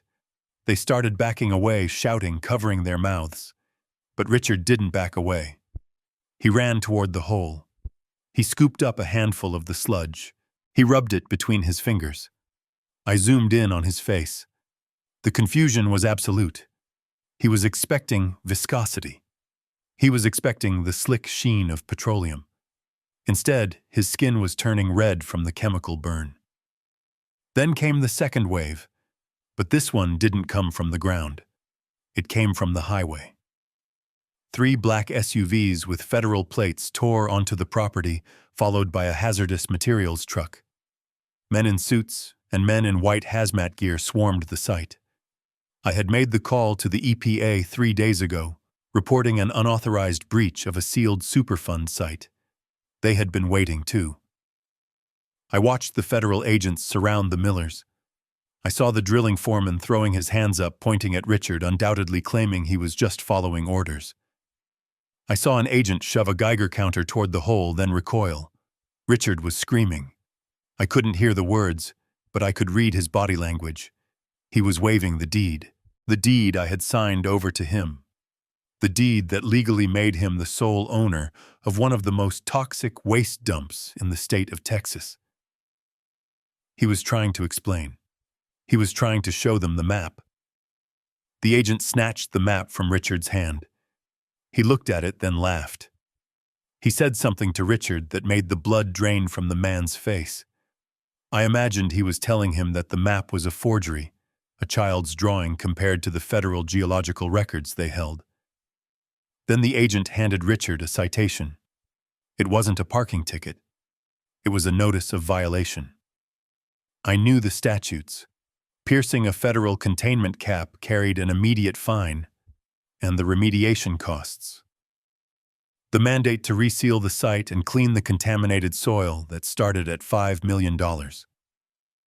Richard stood there covered in toxic gray mud, holding a piece of paper that effectively ended his life. He looked at the loan shark's deadline in his mind. He looked at the $5 million fine in his hand. He looked at the dry, empty hole in the ground. And then he grabbed his chest. It wasn't theatrical this time. It wasn't the feigned weakness I had displayed in his living room. This was real. He clutched his tie as if it were strangling him. His knees buckled. He collapsed into the toxic dirt, his white hat rolling away in the dust. Meredith screamed. She fell to her knees beside him, her designer clothes soaking up the sludge. Brody stood frozen, staring at his father's convulsing body, then at the federal agents who were now calling for a medic. The feed cut out. The drone operator had seen enough, or perhaps the feds had spotted it. The screen went black. I sat in the silence of my bunker. I didn't cheer. I didn't smile. I just felt a cold sense of completion. Richard Miller had spent his life ruining others to build a facade of wealth. Now the weight of his own greed had literally crushed his heart. I walked upstairs. I poured a cup of coffee. I sat on the porch of the cabin listening to the wind in the trees. 5 minutes later, my personal cell phone began to ring. It was Brody. I looked at the screen. I let it ring. It stopped. Then it rang again immediately. I picked it up, but I didn't answer. I just watched the name flash. Brody Miller. The man who locked my daughter out of her home. The man who called me a useless old man. He sent a text. Dad, please pick up. It is a disaster. It is not oil. It is poison. The feds are here. Dad had a heart attack. They are taking him to the hospital. We are under arrest, Bernard. They say we owe millions. They say we broke federal law. You have to help us. You have to tell them it is your land. You have to take it back. Please. The investors. The people we borrowed the money from. They are calling. They said they are coming for us. I am scared. Pick up the phone. I read the words. I saw the terror in them. He wanted me to take it back. He wanted me to step in and say, oops, my mistake, and assume the liability for the environmental disaster they had caused. He wanted me to save him from the loan sharks. I deleted the message. I put the phone down on the porch railing. I looked out at the garden where Harper was picking tomatoes. She looked peaceful. She looked free. My phone rang again and again. A crescendo of panic from a man who was realizing that the safety net he thought he had, my naivety, was actually a noose. I didn't block the number. I wanted him to hear it ring. I wanted him to know that I was there on the other end, watching, listening, and choosing silence. I wanted him to understand that the old man in the denim jacket wasn't helpless. He was just done. I walked down the steps and joined my daughter in the garden. The sun was warm on my face. The air smelled of earth and growing things, not chemicals and greed. Who was that? Harper asked, looking at the phone buzzing on the railing. Nobody, I said, picking a ripe tomato and handing it to her. Just a telemarketer, selling something nobody wants. We went back inside. The phone kept ringing until the battery died. And in Texas, the sun beat down on a hole in the ground that had swallowed the Miller dynasty whole. 30 days. It had been exactly 30 days since the black sludge erupted from the Texas earth, and Richard Miller's heart gave out under the weight of his own greed. 30 days of silence from me. 30 days of absolute terror for them. I had spent the month preparing. I wasn't just preparing a lawsuit. I was preparing a spectacle. I wanted the final blow to land not in a dark courtroom or a dusty lawyer's office, but under the crystal chandeliers of the very place where they had tried to strip me of my dignity.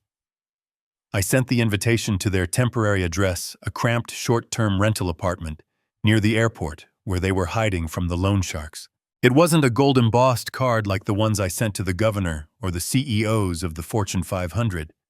It was a handwritten note on plain paper sealed in a cheap envelope. It read simply, "Come to the Gilded Fork, 7 p.m. Saturday. We need to settle the account. Bring the deed." I knew they would come. They had no choice. They were drowning. The EPA fines were looming like a thunderhead. The loan sharks were circling their patience, evaporating with every passing day. They probably thought I had cracked. They probably convinced themselves that the old naive truck driver was terrified of the mess he had caused and was ready to buy the land back, or perhaps offer them the rest of his savings to make the federal agents go away. They came because hope is a cruel thing to a desperate man. I arrived at the Gilded Fork 2 hours early. This time I didn't use the revolving door. I used the private entrance reserved for the owners. I didn't wear the denim jacket with the frayed collar or the work boots caked in mud. I stood in the owner's suite looking in the full-length mirror. The man staring back at me was Bernard Lowe. Not the retired recluse, but the titan. I was wearing a bespoke Brioni suit, charcoal gray, cut from wool so fine it felt like silk. It cost $12,000. My shoes were Italian leather, hand-stitched. On my wrist sat a Patek Philippe that cost more than the house Richard and Meredith had lost to bankruptcy 5 years ago. I adjusted my tie, a deep crimson silk, the color of blood, the color of war. Tonight wasn't just a dinner. It was the annual Low Foundation Charity Gala. It was the most exclusive ticket in Chicago. Every year, I gathered the city's elite to raise millions for environmental cleanup and urban renewal. Usually, I stayed in the shadows, letting my board members take the stage. But tonight was different. Tonight, I was the main event. By 7 o'clock, the ballroom of the Gilded Fork was a sea of tuxedos and designer gowns. The air hummed with the quiet, confident conversation of people who move markets. Senators were drinking scotch with tech moguls. Philanthropists were discussing grants with city planners. The room smelled of expensive perfume, aged mahogany, and power. I stood backstage watching the monitors. The security feed showed the front entrance. And there they were. They looked like ghosts of the people who had sat at table 4 a month ago. Richard was in a wheelchair, his face gray and slack on the left side, the aftermath of the stroke that had followed his heart attack in the desert. He was wearing a suit that hung loosely on his frame, the fabric wrinkled. Meredith was pushing him. Her fur coat looked tired, matted in places, and her makeup was applied with a heavy hand, trying to cover the dark circles of sleepless nights. Brody walked beside them. He looked twitchy, his eyes darting around the lobby like a cornered animal. He wasn't wearing a suit. He was wearing slacks and a blazer that didn't match his shirt unbuttoned at the collar. I watched them argue with the security team at the door. I had left strict instructions. The head of security, a massive man named Stone who had been with me for 20 years, nodded at them. He didn't check their names against the VIP list. He simply unhooked the velvet rope and gestured for them to enter.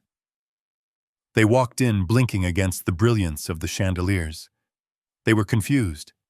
They had expected a quiet table in the corner where they could bully an old man. Instead, they had walked into the center of high society. I watched Meredith's eyes widen. She saw the jewelry on the women. She saw the faces she recognized from the society pages she obsessively read. She gripped the handles of Richard's wheelchair tighter. They didn't understand. They thought perhaps I worked here. Maybe I was a janitor. Maybe I was washing dishes in the back to pay off my debts. They scanned the room looking for the denim jacket, looking for the victim. They huddled near the entrance, afraid to move further into the room. A waiter passed them with a tray of champagne.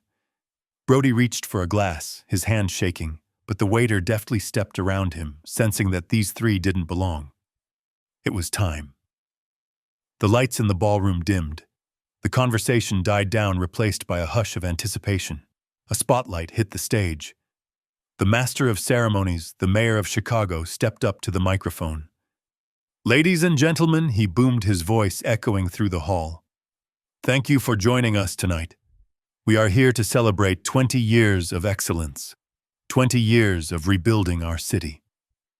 Usually, the man behind this foundation prefers to remain anonymous. He prefers to let his work speak for itself. But tonight, given the extraordinary success of our latest environmental initiative in Texas, he has agreed to step out of the shadows. The Millers froze. I saw Richard's head snap up. I saw Brody stop breathing. Texas. The word hung in the air like a guillotine blade. "Please welcome," the mayor continued, raising a hand toward the curtain, "the founder of Lowe Logistics, the architect of the Global Supply Chain Initiative, and the chairman of the Lowe Foundation, Mr. Bernard Lowe." The curtain swept back. I walked out. I didn't shuffle. I didn't stoop.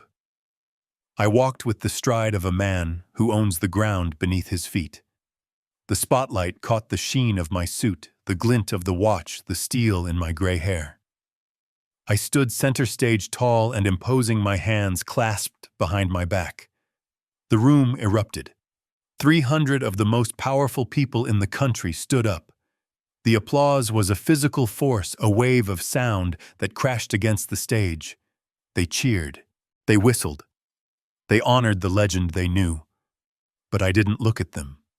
I looked past the senators. I looked past the billionaires. I looked straight to the back of the room near the kitchen doors, where three small, terrified people stood frozen in the darkness. I locked eyes with Brody. His mouth fell open.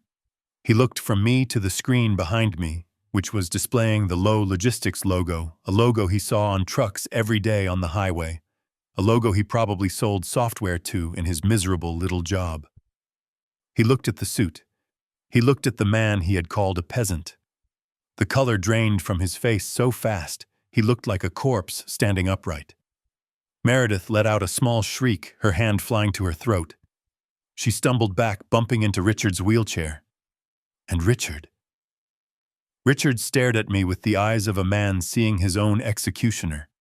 He tried to speak, but his mouth just worked silently. He gripped the armrests of his chair, trying to push himself up, trying to flee, but his body wouldn't obey. I raised a hand, and the applause died down instantly. The silence that followed was absolute. "Thank you," I said into the microphone. My voice was deep, resonant, the voice of authority. It wasn't the raspy wheeze of the dying man in the cabin. It was the voice that had commanded fleets of ships and armies of workers. "We are here tonight to talk about waste," I continued, my eyes never leaving the Millers. "We are here to talk about toxicity, about things that poison our soil and our society. For years, my company has specialized in cleaning up messes. We take the things that no one wants, the hazardous materials, the garbage, and we contain them. We make sure they can't hurt anyone else." I paused, letting the words sink in. Recently, I encountered a particularly nasty pocket of toxicity. It wasn't in the ground. It was in my own backyard. It was a toxicity born of greed, of arrogance, of people who believe that appearances are everything and character is nothing. The room was wrapped. They thought I was speaking metaphorically. Only the three people by the door knew I was speaking literally. I stepped closer to the edge of the stage. The spotlight followed me. There are people in this world who mistake kindness for weakness. I said, my voice dropping to a dangerous growl. People who see a simple man and assume he is a simpleton. They look at a pair of work boots and see poverty when they should see the foundation of an empire. They try to steal. They try to cheat. They try to take what isn't theirs because they are hollow inside. They mortgage their souls for a Bentley and a seat at a table they didn't earn. Brody took a step back. He bumped into a waiter, sending a tray of glasses crashing to the floor. The sound shattered the tension. Every head in the room turned. The spotlight operator, sensing the drama, swung the beam of light away from me and onto the back of the room. It hit them. Brody, Meredith, and Richard were suddenly illuminated in blinding white light. They were exposed. The crowd gasped. They saw the wheelchair, the disheveled clothes, the look of sheer animalistic terror on their faces. I pointed at them. My finger was like a loaded gun. "Tonight," I said, my voice booming, "we are going to settle an account. Security," I commanded. "Bring them to the stage." Stone and 3 other guards materialized from the shadows. They didn't ask. They didn't hesitate. They grabbed Brody by the arms. He tried to pull away, but he was a child in the grip of giants. They took the handles of Richard's wheelchair. They took Meredith by the elbow. They marched them through the center of the ballroom. The crowd parted like the Red Sea. The whispers started. Who are they? What is happening? Is this part of the show? It was the longest walk of their lives. I watched them come closer. I saw the sweat dripping down Brody's nose. I saw the tears streaking Meredith's heavy makeup. I saw the utter defeat in Richard's eyes. They were lifted onto the stage. The guards placed them in a line center stage beneath the massive screen. They looked small. They looked pathetic. They looked exactly like what they were. I walked over to them. I stood in front of Brody. He was trembling so hard, his teeth were chattering. "Hello, Brody," I said softly. The microphone picked up every nuance. "Bernard." "Mr. Lowe." Brody stammered. We didn't know. We thought—" "You thought I was trash," I said. "You thought I was a stepping stone. You thought you could lock my daughter out of her home and use me to pay your gambling debts." The crowd murmured. The word gambling rippled through the room. "And you, Richard," I said, turning to the man in the chair, "the great developer, the man who deals in millions." Richard couldn't look at me. He stared at his knees. I pulled a document from my inside pocket. It wasn't the deed to the Texas land. It was a purchase agreement. "I did some shopping this week," I said, holding the paper up to the light. "I didn't buy a resort in the Maldives. I bought debt." I turned to the audience. "Ladies and gentlemen, these people owe a lot of money. They owe the federal government $5 million for environmental damages to a site they purchased in bad faith. They owe $180,000 to a predatory lender in Chicago for a cash loan they took out to defraud a dying man. And they owe tens of thousands to various credit card companies and banks." I looked back at Richard. "I bought it all, Richard. I bought the note from the loan sharks. I paid them 50 cents on the dollar. They were happy to get it. I bought the judgment from the bankruptcy court in Florida. I bought the lien on your Bentley." I leaned in close, so close I could smell the fear on him. "I own your debt. I own your car. I own the clothes on your back. I own you." Meredith let out a sob and collapsed to her knees on the stage. "Oh God, please. Bernard. We are family." "Family?" I asked, my voice rising. "You treated me like a disease. You wiped the chair after I sat in it. You laughed when I counted pennies to help you. You are not family. You are a bad investment, and I am liquidating the asset." I signaled to the tech booth. "Put it on the screen." The giant screen behind me changed. It wasn't a graph of profits. It was the video Meredith had taken at the restaurant. The video of me counting the crumpled dollar bills. The video of Brody sweeping the money off the table. The audio played over the speakers loud and clear. "I don't want your garbage money, old man. You are pathetic." The crowd watched in stunned silence. They saw the cruelty. They saw the arrogance. And then they looked at the man in the Brioni suit standing next to the cowards on screen. When the video ended, the silence was absolute. "That was a month ago," I said. "Tonight the balance is due." I turned to Brody. "You called me a peasant, Brody. You said I had a poverty mindset. Well, let me give you a lesson in economics. The man with the gold makes the rules. And right now you don't have any gold. You don't have a home. You don't have a job. I bought the software company you work for this morning, and you are fired effective immediately." Brody fell to his knees, Mose, beside his mother. He was weeping openly now. "Please," he begged. "Please, Dad. I'll do anything. Anything I asked. Yes, anything." I looked at the crowd. I looked at the millers kneeling in their ruin. "Good," I said, "because the cleanup in Texas is going to be expensive, and I believe in manual labor. It builds character." I turned my back on them and walked to the podium. "Security," I said, "get this trash off my stage." The applause started slowly, one pair of hands, then another. Then it grew. It wasn't polite applause this time. It was a roar of approval. It was the sound of justice being served cold and hard. As the guards dragged the screaming, crying millers off the stage and out the back exit, I adjusted my tie, looked out at the sea of faces, and smiled. Now I said, "Who is hungry?" The guards did not treat them gently, as they positioned the three of them like mannequins in a shop window of shame.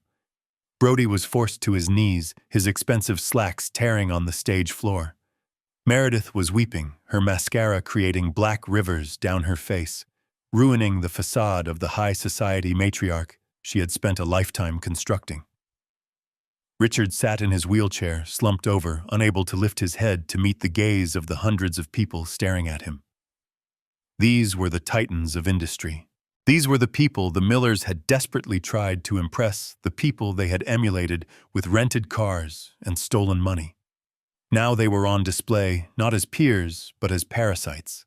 I walked to the side of the stage, the microphone heavy and cold in my hand. I didn't need to shout.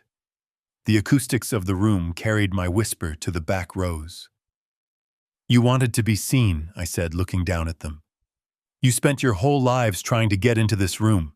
You stole my daughter's home to buy the costumes for this performance. So let's give the audience what they came for. Let's show them exactly who the Miller family is." I pressed the button on the remote in my pocket. The massive LED screen behind me, usually reserved for displaying charitable milestones and heartwarming videos of rescued wetlands, flickered. The logo of Low Logistics vanished. In its place, a spreadsheet appeared. It was high definition, magnified, so that even the people in the balcony could read the red ink. "This," I said, gesturing to the screen, "is the ledger of Brody Miller." The crowd murmured. On the screen were hundreds of lines of transactions. "You told my daughter you were investing in the future." I continued, my voice steady. "You told her you needed liquidity for a land deal. But the blockchain doesn't lie, Brody." I highlighted a section. $50,000 to an offshore gambling site in Malta. $20,000 to a crypto pump and dump scheme run out of a basement in Shenzhen. $15,000 for bottle service at a club in Miami while your wife was at home eating instant noodles because you had cut off her allowance. Brody sobbed, covering his face with his hands. "No," he moaned into his palms. "Please stop." I didn't stop. I clicked the remote again. "And this," I said, as the screen changed to a series of mugshots and legal documents, "is the legacy of Richard and Meredith Miller." The room gasped. On the screen were the bankruptcy filings from Florida, the fraud indictments, the list of elderly victims who had lost their pensions to the Miller Horizon Group. "They call themselves developers," I told the crowd. "But in the industry we have a different word for it. Predatory. They target the weak. They target the trusting. They target the naive. They built a life of luxury on the backs of retirees who can no longer afford their medication."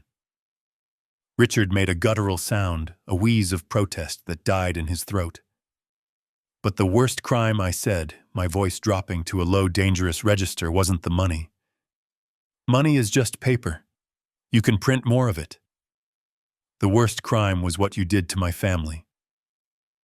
I signaled the sound booth. The audio recording began to play. It was crystal clear, captured by the high-fidelity microphones Fairbanks had installed in the cabin during the negotiation. The voice of Meredith filled the ballroom, shrill and cruel. She is just a stepping stone, Brody. Once we get the deed, we dump her. She is dead weight, just like her father. He is a useless old peasant. We take the land, we put him in a state home, and we let him rot. The silence in the ballroom was deafening. It was a physical weight. I saw the wife of a senator cover her mouth in horror. I saw a tech billionaire shake his head in disgust. They had heard enough. They had seen the soul of the people on stage, and it was black. I clicked the remote one last time. The screen went black. I walked to the center of the stage, standing over the Millers. They were huddled together, a pile of broken vanity and fear. You thought you were playing a game with a senile old man, I said. You thought I was the mark. But you forgot the first rule of business. Always know who holds the debt. I reached into the inside pocket of my jacket. I pulled out a thick, bound document. I held it up. You borrowed money to buy that land in Texas, I said. You went to the sharks. You went to the street lenders who charge interest in blood. You borrowed $180,000. Richard nodded weakly, tears streaming down his face. And you owe the banks, I continued. You have 3 mortgages on a house you don't own. You have 7 credit cards maxed out to the limit. You have a car lease you haven't paid in 3 months. I dropped the document on the floor in front of them. It landed with a heavy thud. I bought it, I said. Brody looked up, and his eyes red and swollen. What I bought it all, I declared, my voice booming. I went to your loan sharks this morning. I offered them 50 cents on the dollar for your note. They were happy to take it.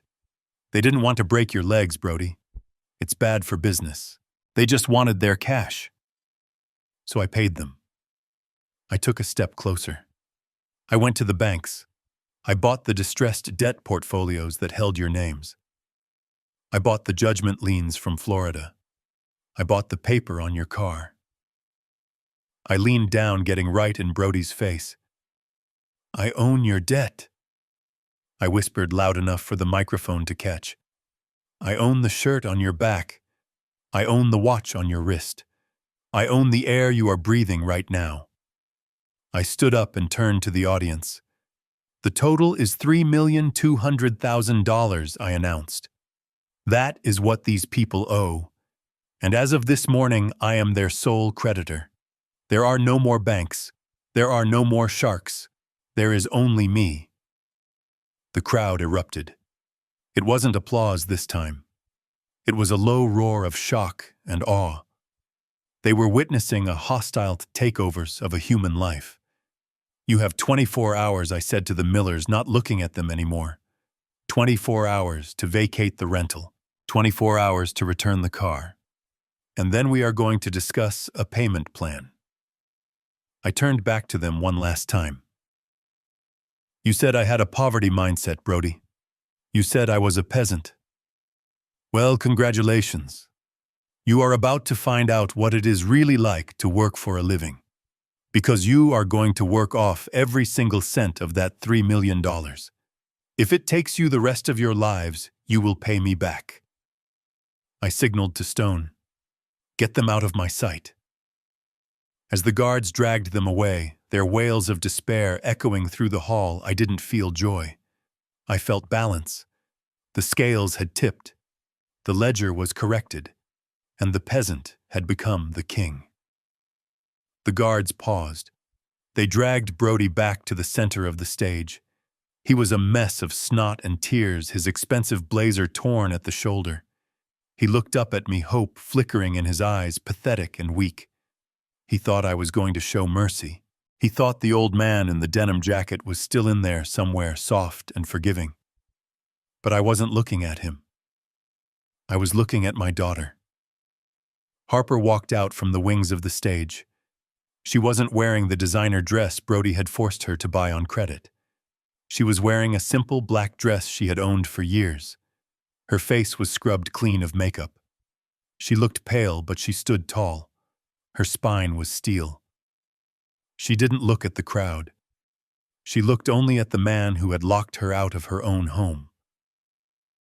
"Brody," she said, her voice amplified by the silence of the room. Harper Brody sobbed, reaching out a hand. "Baby, tell him. Tell him we are a team. Tell him to stop this. We can fix it. I love you." Harper didn't flinch. She reached into her purse and pulled out a manila envelope. It wasn't thick. It didn't need to be. "I filed these this morning," she said, tossing the envelope at his knees. "Divorce papers. Incompatibility is the legal term, but the reality is that I don't stay married to monsters." Brody stared at the envelope. "No," he whispered. "You can't." "I already did," she said, "and I am taking back my name. I am Alo. I am my father's daughter, and I am done paying for your mistakes." She turned to me. She didn't smile, but her eyes were clear.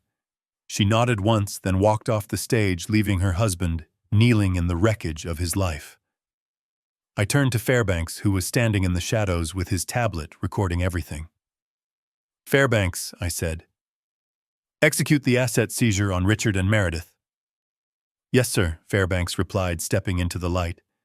"We have already secured the court orders. We are seizing the rental apartment contents, the remaining jewelry, and the leased vehicles. Every penny will go into a restitution fund for the elderly victims of their Ponzi scheme. They will leave Chicago with nothing but the clothes on their backs." "And him?" I asked, pointing at Brody. Fairbanks adjusted his glasses. "He has outstanding warrants for wire fraud and illegal gambling. The federal prison sentence would likely be 15 to 20 years. Brody wailed. He curled into a ball on the stage floor. "Please, no, I can't go to prison. I'll die in there." I stepped closer to him. I nudged his leg with the toe of my Italian leather shoe. "There is another option," I said. Brody looked up, desperate. "Anything. I'll do anything." "I bought your debt," I reminded him. "I own you. And I have a lot of warehouses. Big, hot, dusty warehouses where boxes need to be moved, where trucks need to be loaded, where the work is hard and the hours are long." I leaned down. "You have a choice, Brody. You can go to federal prison, or you can work for me. You will work in my distribution center in Gary, Indiana. You will work the night shift. You will load trucks. You will sweep floors. You will earn minimum wage, and every single cent of it will be garnished to pay back the debt you owe me.